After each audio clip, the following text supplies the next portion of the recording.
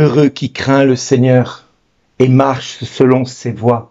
Heureux es-tu, à toi le bonheur. Ta femme sera dans ta maison comme une vigne généreuse et tes fils autour de la table comme des plants d'olivier.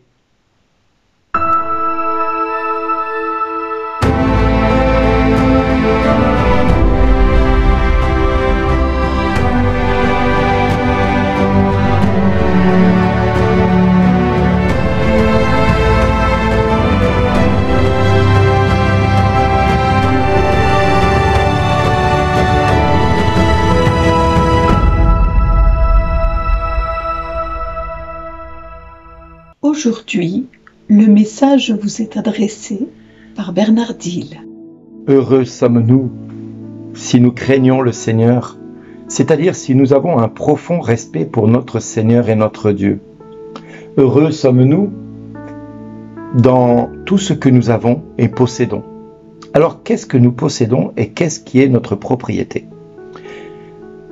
Déjà, pour commencer, j'aimerais dire que tu as peut-être une femme, tu as peut-être un mari, tu as peut-être des enfants, ou peut-être tu aspires à en avoir.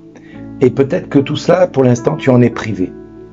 Et tu penses que peut-être Dieu tarde à répondre à ton attente et à ton besoin.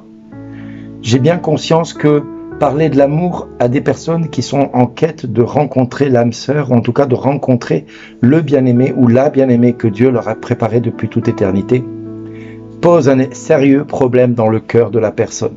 Parce qu'on peut parler d'amour et se dire « oui, mais c'est toujours pour les autres et jamais pour moi ». Et effectivement, vous avez le droit de penser cela. Cependant, si vous craignez le Seigneur, c'est-à-dire si vous avez un profond respect de ce qu'il est pour vous et de ce qu'il vous apporte au quotidien, alors sachez que Dieu, dans la tradition hébraïque, nous invite à nous déposséder de ce que nous recevons de Dieu. C'est-à-dire, cela ne nous appartient pas, c'est quelque chose qui nous est confié par grâce. En fin de compte, je n'ai pas une femme, je n'ai pas des enfants, je n'ai pas un mari, je n'ai pas des petits-enfants, je n'ai même pas une maison, je n'ai même pas une voiture, je n'ai même pas un bateau, je n'ai rien. Non, je n'ai absolument rien, parce que tout est grâce. Par contre, je peux dire aisément, Dieu m'a donné une épouse, Dieu m'a donné un mari, Dieu m'a donné des enfants, Dieu m'a donné une maison, Dieu m'a donné un travail, Dieu m'a donné de l'argent, Dieu m'a donné ceci, Dieu m'a donné cela. Et de fait, nous décentrons de nous-mêmes pour nous centrer sur ce que Dieu nous comble de bienfaits. Parce que nous reconnaissons que nous ne pouvons rien recevoir si cela ne nous est pas donné par Dieu. Alors mes amis, aujourd'hui, j'ai envie de vous pousser dans vos retranchements et de vous dire à chacun et à chacune de vous, jusque-là, tu as aimé Dieu pour tout ce qu'il avait fait dans ta vie. Et tu l'as remercié vraiment de cette conversion que tu as vécue. Cette conversion t'a permis de reconnaître que Jésus est vivant. Et tu as donné ta vie, tu lui as donné ta vie, ton cœur et tout ce que tu es.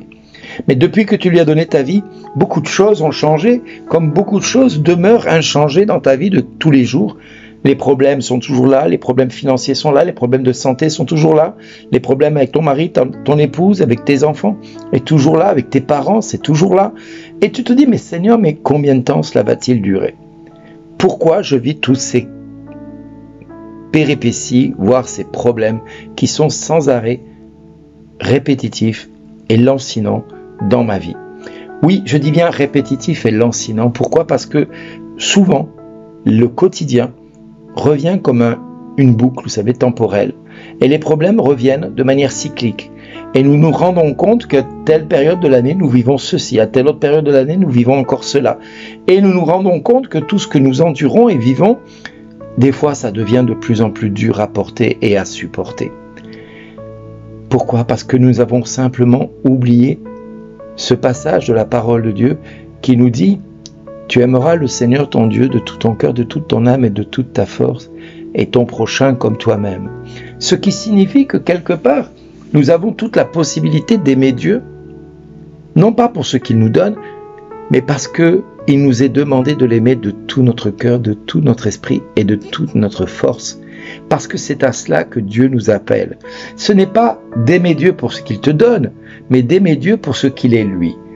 Alors, tu as la possibilité de rester dans cette disposition d'aimer toujours Dieu pour ce qu'il t'a donné, une maison, une femme, des enfants, un mari, peu importe ce qu'il t'a donné. Et tu feras toujours très bien de le remercier pour tout ce qu'il t'a donné. Ça, c'est la foi de Moïse qui dit « Rappelle-toi ce que j'ai fait pour toi.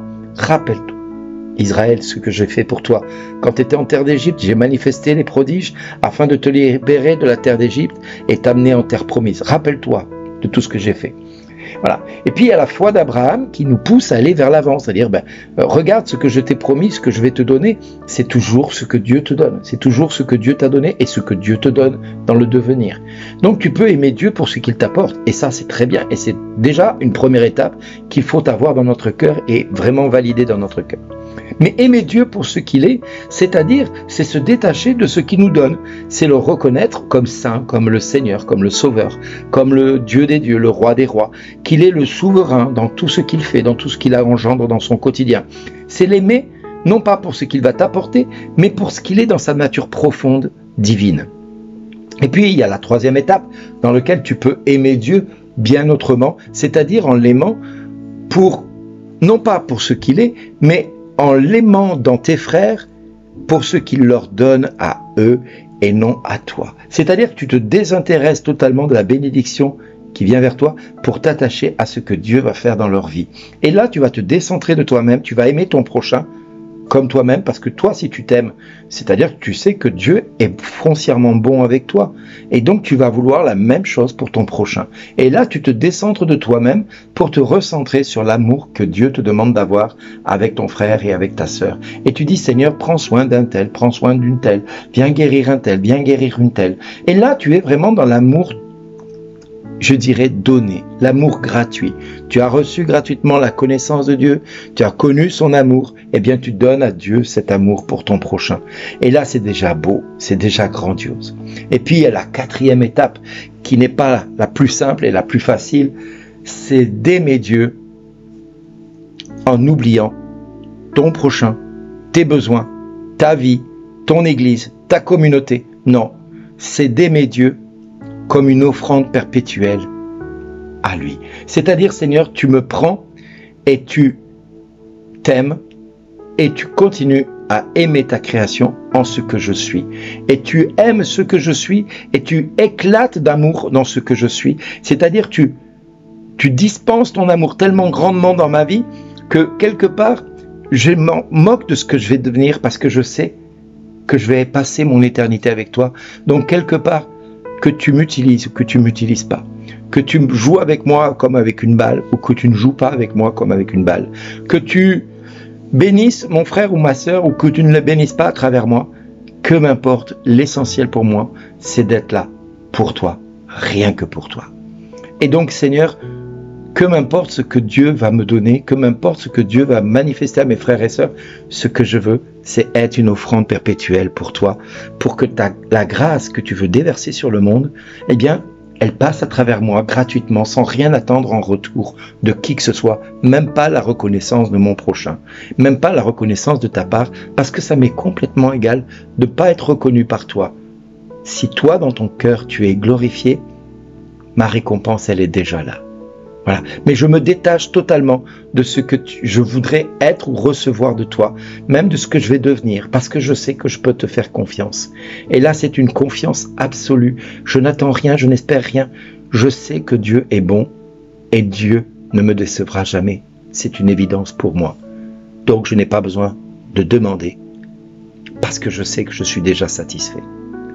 Et lui, dans son infinie sagesse et dans son infinie grandeur, me dira, comme il nous dira à chacun, au jour opportun, merci d'exister.